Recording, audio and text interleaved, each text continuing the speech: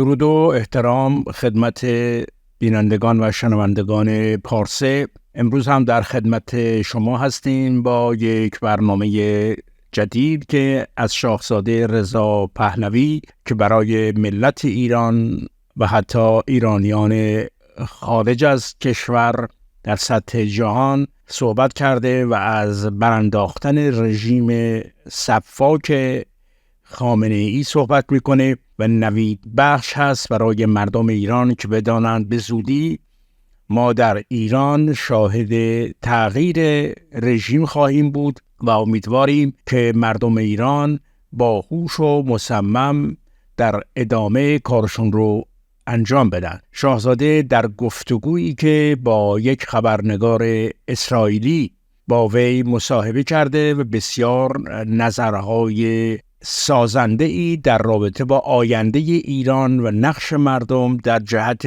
براندازی این حکومت ظالم که تروریست هایی به عنوان مردان اسلامی رژیم خامنه ای به اسم تروریست های نیابتی این رژیم رو نگه داشتند و غرب هم کم کم داره ماهیت این رژیم مردم ستیز ضد ایران رو میشناسه و کم کم به این نتیجه میرسند که این رژیم درست بشو نیست و باید سقوط کنه و درک کردند و با حمله‌ای که به اسرائیل انجام داد و 200 موشک به سوی مردم اسرائیل پرتاب کرد این مسئله رو بازتر کرد و بیشتر جهان فهمید که اینها درست شدنی نیستند. حالا در این مصاحبه که با خبرنگاری اسرائیلی یک زن اسرائیلی صحبت کرده که بسیار خوب و مفید صحبت کرده. توجه کنید. Welcome to Viewpoint on ILTV, where we bring you thought leaders, stakeholders, and other experts from the Middle East and beyond. I'm Emily Schrader, and today we'll be speaking with the Crown Prince of Iran, Reza Pahlavi, who in recent years has become a leading voice for the Iranian people in the fight against the regime. Pahlavi, thank you for joining us today. Now, I want to start by asking you, there's a lot of people speaking about the Gaza war, but the agenda of the Islamic Republic, of course, extends far beyond just Israel and their terror proxies. Do you think that the West understands the nature of the Islamic Republic? And if not, how can we help educate them? Well, the most important factor in understanding the nature of the regime is look at its behavior and consistency in its behavior ever since its existence. The DNA of this regime is the complete opposite of the desire and aspiration of Iranians who, let's not forget, were the first hostages of this regime. And it has always tried to use Iran as a launching pad for their ideological indoctrination of the rest of the world and exporting this ideology. In fact, their military branch, the IRGC, is mandated to help them export this ideology all the way across the world. And of course, the proxy war is also one way that they keep the focus away from themselves, engage in regional conflicts, and the regime has always fomented instability in order to keep itself in power, repression at home and conflict abroad. So I think if you look at the past 40 years, and my biggest criticism of the basic flaw in Western governments' analysis or policy vis-a-vis the regime was because it was based on a false premise of behavior change as a goal. And if you look at everything that followed, whether they were using diplomacy or strength in terms of carrot and the stick approach, as we say, and it was based on behavior change. Whereas we have always argued that the only solution is actually an end to this regime and not expecting any behavior change from them. So I think by the passage of time, it appears like this understanding is becoming a bit clearer. But is it necessary to simply understand? I think the next steps have to be taken. You cannot expect for this evil regime to disappear by itself. You need to actually put an end to it. Now, I always argue that this is a campaign of Iranians, by Iranians at home, but they deserve to have some support because all these years they had no supports whatsoever. And there are ways to achieve that. not by means of foreign intervention or military attacks, but by means of invigorating and equaling the playing field for Iranians to be able to overcome this regime. But why is it in the best interest of the free world as well? We're not asking them to shed a tear for us out of compassion. At least stick to your values of freedom and democracy and be defending the rights of Iranians to self-determination, which is what they ask. But you need to help them the same way we help many dissidents in other countries overcome their dictatorial system, authoritarian system. And it's consistent with the same approach, that if you believe that Iranians deserve to have the same freedoms that you as Westerners enjoys in your countries, then don't let them be thrown under the bus by cutting a deal with this regime that represses them, that kills them, that tortures them, that executes them, that shoots bullets into the eyes of their young people, and instead say, we are in solidarity with you, we will help you overcome. I think that has to be the major shift in attitude, because staying within the status quo and hoping by miracle to have a change of behavior is a total waste of time.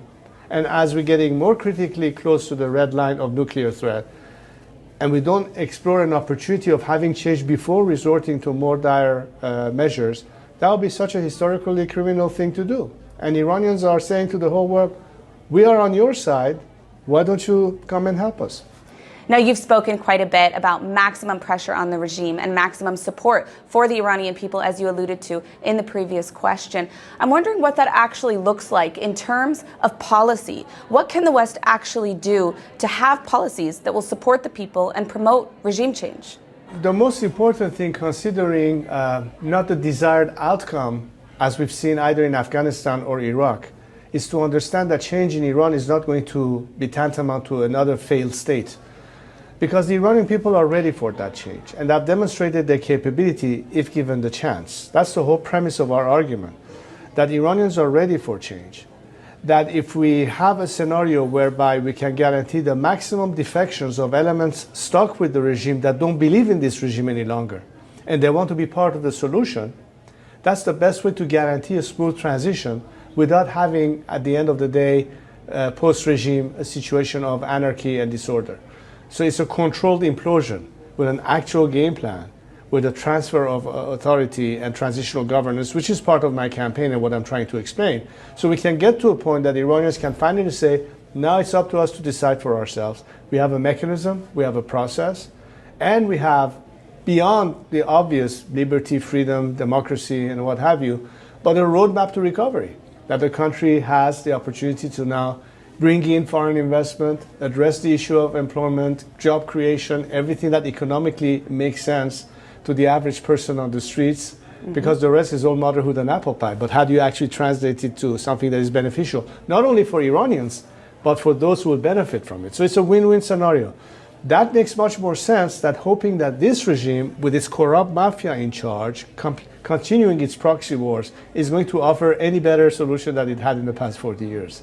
There has to be that change of paradigm. When it comes to the state of Israel, there have been some voices within Israel who have advocated for separatism as a means of weakening the regime. Now, of course, this isn't the case. In a way, it actually strengthens the regime. This is a conspiracy that the regime itself has spewed for years in order to, cut down the dissidents and undermine them, saying that people want to divide Iran. Why is separatism wrong? Why is this actually a way of strengthening the regime? Well, first and foremost, to give the regime an excuse to crack down even more in the name of, protecting the land. But Iranians in nature are proud of their past and history. Iran was a melting pot long before America became an example of it in latter years. For centuries, we had ethnic groups, different religions live under the same roof side by side and in peace. That was the nation state that Iran was for centuries. And to this day, especially when you look at the Mahsa Amini situation and the revolution, in the four corners of Iran, they were treating it as a national cause. It was not a Kurdish issue or an Azerbaijani issue and so on and so forth. Now, there are separatists. I believe that the numbers are minimal. There are fringe arguments, but they're given too much a platform, and that's dangerous, and I tell you why. Because Iranians will hesitate when they think that there are certain governments or other forces at play that will be encouraging this kind of separatism, and Iranians are proud of the land is sacred, and there's a reason why you have a sense of national identity. There's a flag that represents a nation, and that's our red line anyway as nationalists. And we believe that we don't need to get there, because I'm not saying that ethnic groups have not suffered at the hand of this regime, but what Iranian is left in Iran that hasn't suffered on this regime? You have suffered because of your ethnicity, you have suffered because of your faith, you have suffered because of your sexual orientation, you have suffered because you're just a woman and treated as a second-class citizen. This is the doing of this regime. That's not Iran. That's not what is in the heart of every Iranian, that respect one another, that don't care whether you're Muslim or Jewish or Zoroastrian or atheist. They don't care whether you're leftist or rightist, so long as you observe the rules of the game and democracy and respect and mutual tolerance.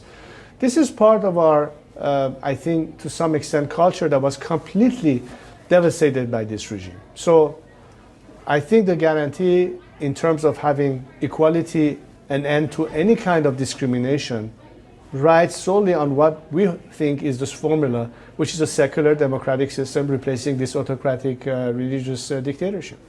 Now, you spoke at the Israeli-American Council conference calling for peace and cooperation between the State of Israel and a future free Iran, even a Cyrus Accords as a follow-up to the Abraham Accords. What would a future Israel-Iran relationship look like in a free Iran?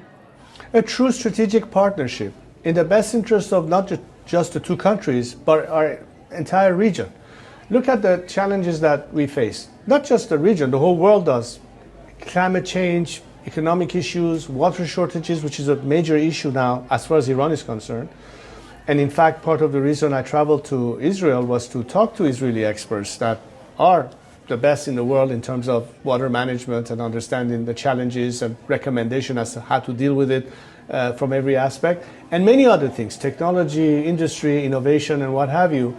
I think the whole region will benefit from it, but first and foremost is an element of stability. And if the Middle East has always been challenged by these conflicts that we've had, I think it's important to show and demonstrate that two critical countries in that region can work with one another. It was in the same spirit that when my father was very much helpful to President Sadat, when at the time he established a relationship with Golda Meir, and it led to an Egyptian-Israeli peace agreement. It means that in the right climate you can achieve peace. And again, in the same spirit, how could you possibly have stability and peace in a region that you have one element and a terrorist regime that is constantly fomenting conflict? So a different Iran with the right partners would be able to not only set the stage for the kind of climate that is conducive to not only peace and something that everybody wants, but all the opportunities behind it. Economic development, interaction, it's good, it's profitable for everyone. I think that's an approach that will have many supporters, from Saudi Arabia to Egypt to Israel to Syria to all the countries that currently are stuck with the status quo. Absolutely. Your Highness, Reza Pahlavi, thank you so much for joining us. My pleasure. Thank you. صحبت‌های شاهزاده بسیار برای مردم ایران انرژی بخش هست، باعث میشه که مردم امیدوار باشند به آینده نزدیکی که با شادی و شعف شروع خواهد شد. و ارتش اسرائیل هم که همچنان غزه، حماس و لبنان رو داره از شر تروریست ها پاک میکنه و با حمله های مرتب هوایی در لبنان و در حماس و غزه به قول معروف فضا رو آماده میکنه تا اینکه این تروریست ها از اینجا، یعنی از این محل هایی که نام بردم، فرار کنن، کشته بشن و در اصل منطقه آری بشه از تروریست و تنها میمونه رژیم جمهوری اسلامی که اون هم توسط مردم ایران و به زودی زود خواهید دید که حکومت عوض شده. و همین امروز اعلام شد که بنیانگذار امنیت عمومی حماس و دست راست یحیی سنوار که یکی از نزدیکترین یاران او به شمار میره، در فعالیت‌های تروریستی علیه اسرائیل و علیه ایران و علیه مردم ایران دست داشت و حکومت در نوار غزه رو رهبری میکرد و ارتش اسرائیل و شینبت به تعقیب همه تروریست هایی که در 7 اکتبر شرکت کرده بودند ادامه داده، به ترتیب همه اینها رو از سر راهش برداشته، اینها هم به درک واصل شدند. حالا شما عزیزان هم اگر نظری در رابطه با صحبت‌های شاهزاده رضا پهلوی و اینکه آینده ایران چگونه خواهد شد و کی به آزادی نزدیک میشیم، یعنی آزادی نصیب مردم ایران میشه، نظراتتون رو در کامنت ها بنویسید. بدرود.